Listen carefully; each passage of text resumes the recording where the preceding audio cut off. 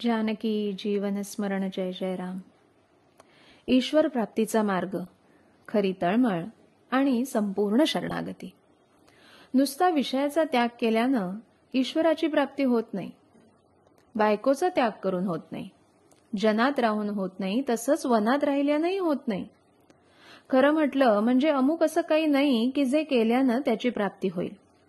तसं असतं तर साधू ओळखायला काहीच वेळ लागला नसता। संत हे यापैकी काय करीत नाहीत? काही प्रपंच करतात तर काही बनात राहतात। म्हणून काय की अमुकच केलं म्हणजे ईश्वराची प्राप्ती होते असं नाही। मग असं काय आहे की जे केल्यानं त्याची प्राप्ती होते? तर त्यासाठी एकच लागतं, ते म्हणजे ईश्वराची प्राप्ती व्हावी ही मनापासून तळमळ लागली पाहिजे। ज्याला अशी तळमळ लागली त्याचं निम्म काम झालं। ज्याप्रमाणे मोठी इमारत बांधण्यासाठी तिचा पाया अगोदर बळकट असावा लागतो, त्याप्रमाणे खरी तळमळ लागली म्हणजे पुढलं कार्य व्हायला फार अडचण पडत नाही आणि हे व्हायला भाग्य लागतं। तळमळ लागल्यावर सर्व भोगांचा त्याग करावाच लागतो असं नाही।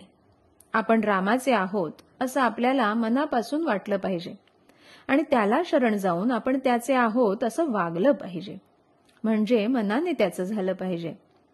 असं करण्यानं आपला प्रपंच बिघडेल असं वाटतं का? आपण नोकरी करतो त्यावेळेस अंमलदाराबद्दल आपलं चांगलं मत असतं का? तो आपल्याला मनाने आवडत नसूनही आपण देहानं त्याचं काम करतोच की नाही? तसं आपण मनाने रामाचे आहोत असं ठरवून देहाने प्रपंच करावा, म्हणजे प्रपंच न बिघडता उलट चांगला होतो। कारण आपण ज्याला शरण गेलो त्याला त्याची लाज असते। विभीषण रामाला शरण आला तेव्हा त्याला मारून टाकावा असंच बाकीच्यांनी सांगितलं, तरी पण रामानं सांगितलं की जो मला शरण आला त्याचं रक्षण करणं माझं काम आहे। शरणागताला नुसतं जीवदान देऊन तो राहिला नाही, तर त्याला लंकेचं राज्य दिलं। म्हणून सांगतो की जो त्याचा होऊन राहतो त्याची लाज रामाला असते।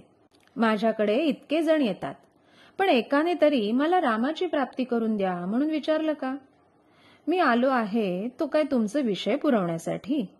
समजा एक जण चोरी करायला निघाला आणि वाटेत त्याला मारुतीचं देऊळ लागलं। तिथं जाऊन मारुतीला नवस केला की मला जर आज चोरीत यश आलं तर मी तुझ्या देवळावर सोन्याचा कळस चढवीन। तर आता सांगा त्याला मारुतीने काय द्यावं?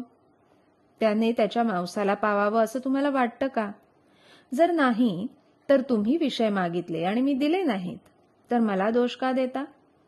आपल्याला नवस करायचा असेल तर असा करावा की मला तू ज्या स्थितीत ठेवशील त्या स्थितीत आनंद म्हणजे समाधान राहावं आणि दुसरं काही मागण्याची इच्छाच होऊ नये। तात्पर्य, साधकानं शक्य तितकं कर्तव्य करावं आणि मग भगवंत किंवा गुरु पाहून घेतील असं म्हणून आनंदात राहावं। जानकी जीवन स्मरण जय जय राम।